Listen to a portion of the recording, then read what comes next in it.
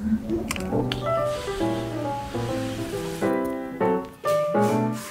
ม่พอเฮเลนกูบอกเลย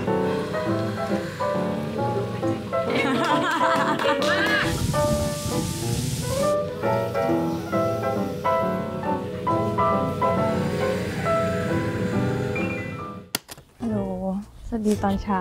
ซึ่งก็ไม่เช้าแล้วตอนนี้สายแล้วนะคะตอนแรกตั้งใจจะไปยิมใช่ไหมแต่ว่าเมื่อคืนฟ้าปวดคอปวดตรงข้อศอกหัวไหล่แล้วก็แรกว่าสั้น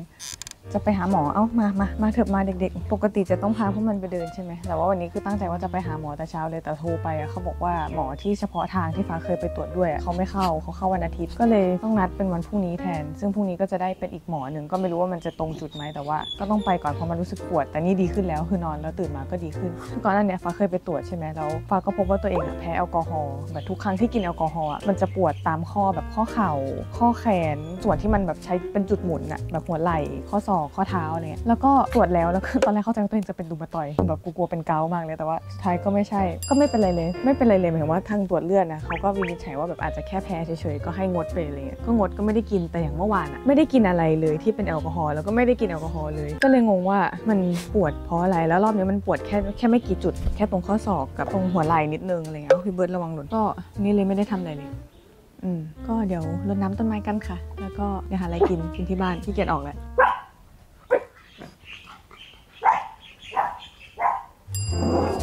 พี่เบิร์ดมาเฮ้มา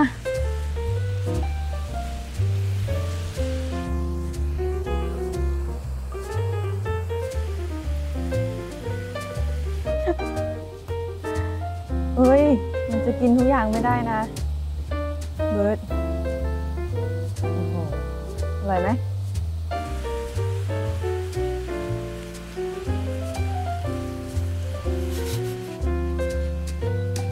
สงสารต้นไม้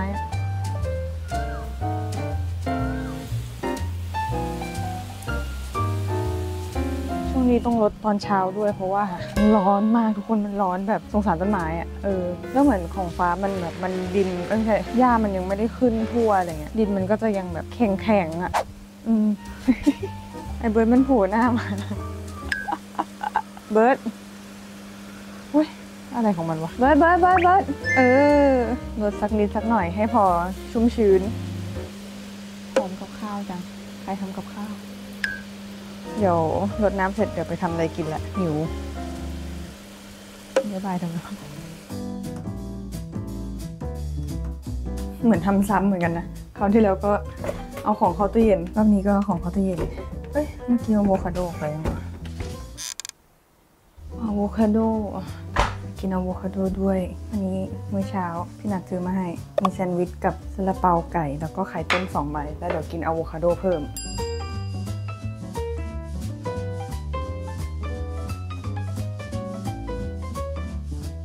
จะได้กินไหมข้าวควรจะกินข้าวบอกว่าตัดแขนเสื้อให้หน่อยจะไปยิมไงไปยิมแล้วมันต้องโชว์แขนหรือไงหมายถึงตัดขึ้นไปนี่หรอนี่เอาตามตะเข็บเลยไม่เอาเสื้อกล้ามเอาเสื้อแขนกุดทำไมไปเว้นตรงนั้นก็มันมีตะเข็บของมันอยู่ก็เดี๋ยวมันตะเข็บมันรูดไม่รูดนี่ไงนี่มันทำอย่างนี้ได้ดูเปล่าเนี่ย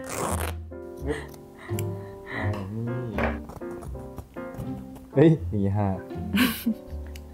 ร็อกสตาร์เนี่ยแล้วบอกไม่อยากให้คนมองติงตองเดี๋ยวนับมันตัดออกนับตัดออกเลยถามนับก่อนอันนี้ชื่อกูแขวนอยู่บนคลิกเดียวของนับนับฟังไว้นะไหนอวดประชาชนหน่อยดูดิเฮ้ยเดี๋ยวจะชวนฟ้าไปวันสุดท้ายของวัยหนุ่มชี้ถ้ามือเข้าโปรโมทหนังได้ไงวะ ทุกคนอยากเห็นอะไรคะถ้าเกิดไปกองวัยหนุ่มที่มีแต่ผู้ชายโอเคผมกินข้าวสักทีไม่ไหวแล้วกว่าจะได้กินโอเคกินข้าวค่ะช่วงนี้ไม่ค่อยได้กินอะไรที่มีประโยชน์นะทุกคนถ้าไม่ถ่ายคลิปบางวันก็กินแบบมั่วๆซั่วๆเหมือนกันว่าจะทำ What I Eat in a Week ให้ดูมันมีวันที่แบบปล่อยใจมันแต่ว่าก็พยายามเลือกกินนะเพราะว่าบางทีสิวมันขึ้นง่ายส่วนใหญ่ถ้าเกิดกินไม่ค่อยดีสิวจะขึ้นแต่จะขึ้นตามตัวหน้าแบบน้อยมากก็ติดไม้เสียงเคี้ยวมันจะดังมากวะเดี๋ยวค่อยพูดแล้วกัน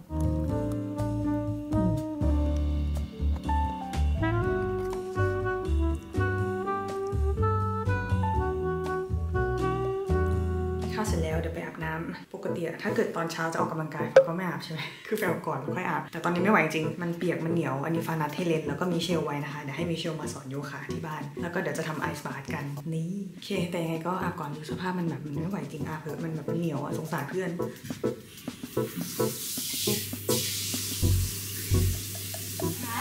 มีคนมาบ้านว่ะสวัสดีครับพาดน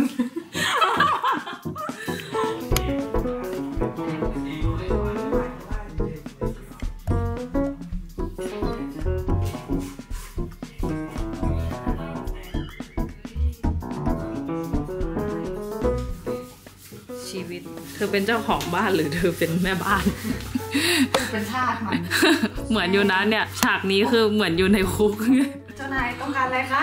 เจ้านายนั่งสิคะเจ้านายนั่งรับทราบครับเดี๋ยวเช็คให้ครับสักครู่สภาพโอเคนี่กำลังขับรถไปเอาน้ำแข็งกันนะคะเพราะว่าความอยากจะไอซ์บาร์ไงร้อนอะร้อนต้องไอซ์แล้วแหละแต่ว่าเฮเลนไม่เคยทำใช่ปะไม่เคยตื่นเต้นแต่แดดร้อนขนาดนี้น่าลงร้อนมากถ้าหนาวมากๆแล้วไปลงก็อาจจะไม่ไหวแต่ว่าประเทศไทยไม่มีวันนั้นหรอกนะที่จะหนาวมากอะจริงแต่ว่ามันช่วยอะไรวะไอซ์บาร์ก็ช่วยหลายอย่างแบบการไหลเวียนเลือดแล้วมันก็รีคอเวอร์ด้วยมือกล้ามเนื้ออะไรอย่างเงี้ยสมมติแบบว่าบาดเจ็บมาหรือออกกำลังกายอะไรอย่างงี้ร้านนี้มันเป็นถุงมาเริ่มมึงเอามาไม่พอเฮเลนกูบอกเลยมันเป็นกระสอบเพื่อนนี่มาน้ำแข็ง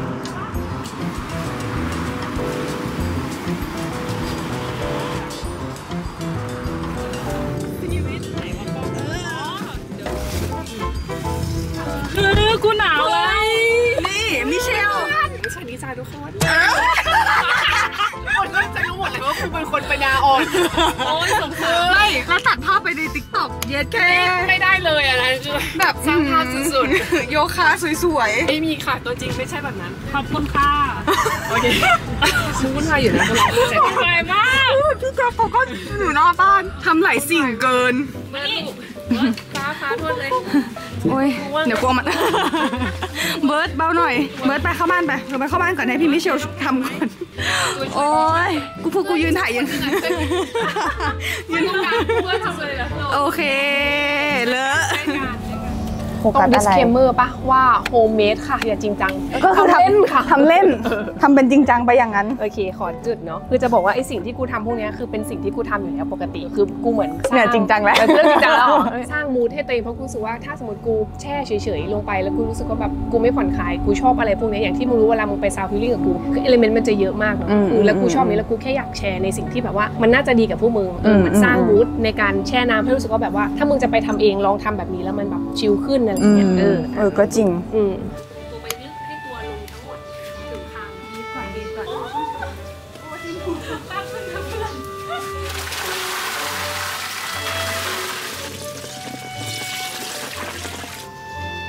ช้าที่สุด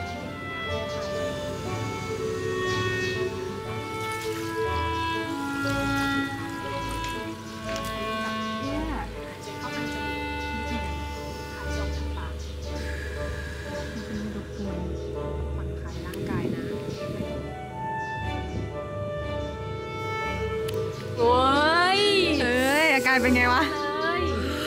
บอกแล้วทำได้สบายมาก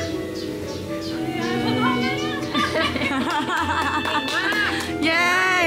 แต่ก็ตุก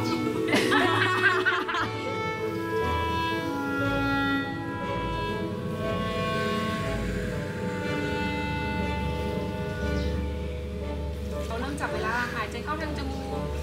หายใจออกทางปาก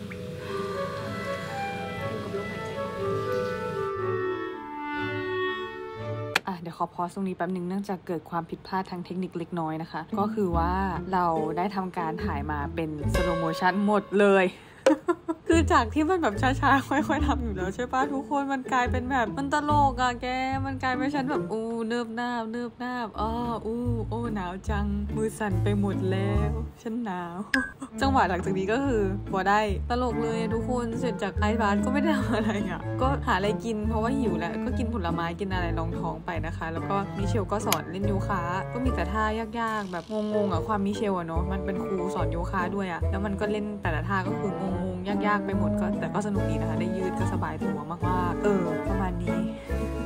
ทุกคนก็คือเมื่อกี้ตั้งแต่ไอซ์ฟ้าใช่ไหมแล้วช่วงที่ฟ้าทำอะเฮเลนมันกดผิดทุกอย่างเป็นสโลโมชั่นสุดยอดเหนื่อยอะ energy หมดเลยต้องใช้เสียงเพื่อนเอาอะทุกอย่างกลายเป็นฮาเหมือนฉันเล่น MV อยู่ ไททานิคตอนแช่น้ำแข็งอะเพราะว่าพูดในคลิปไปแต่ว่าน่าจะไม่ได้ยินเสียงแหละก็คือบอกไปว่าไอ้ตรงที่ปวดข้อเมื่อเช้ายังปวดอยู่เลยแต่นี่เป็นความเชื่อส่วนตัว พูดไปแล้วไงทุกอย่างคือทำใหม่หมดไม่จะบอกว่ามันรู้สึกไม่ปวดแล้วแต่ว่าอันนี้ไม่ใช่ว่าทำแล้วจะหายทุกคนทำแล้วหายอะไรอย่างเงี้ยทุกคนมันคือแค่ว่าฉันทำแล้วฉันรู้สึกดีขึ้นอะไรอย่างงี้เดี๋ยวไปหาหมออยู่ดีนะคะทุกคนไม่ได้จะแบบหายแล้วอะไรอย่างงี้แต่ว่ารู้สึกดีเลยแล้วก็เมื่อกี้ก็โยคะไปแต่ละท่าก็เถื่อนอยู่นะจานนี้เชียวแล้วค่ะก็ประมาณนี้เสร็จแล้วเดี๋ยวเราเอาหมาไปเดินเล่นกันจ้ะหมดแรงไปเพื่อนมาถามมาขี่กันหน่อยเพื่อนนี่ไปรับเด็กๆก่อนโอ้ยใจเย็นหนุ่มๆเดี๋ยวสิอาชีหลับน้องไปเดินด้วยโอ้ยฮัลโหลโอ้ยโดนลุมมาพี่ชิวมานี่มาหาน้องก่อนใส่เสื้อก่อนนี่คนสวยเสื้อก่อนคนสวยเนื้อหอมใส่เสื้อเอานั่นมีหลักฐานโดนซ้อนสองเอาไปเอ้ยชิวๆเบาๆอุ้ยพี่ใบพายนี่หมาเจ้าของหมู่บ้านหมารับแขกโอ้ยพี่ใบพายยอมทุกอย่างแล้วน่ารักอ่ะใจดีมากออกไป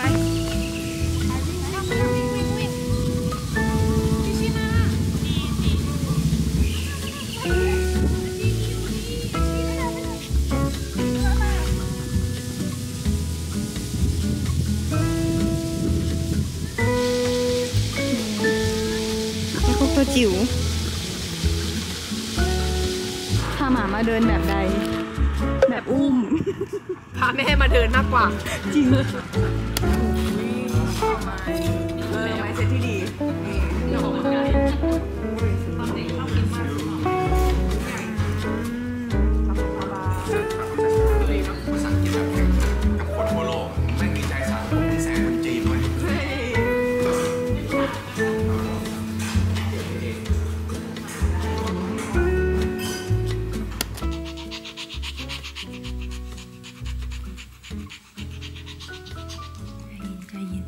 พูดหน่อยนะ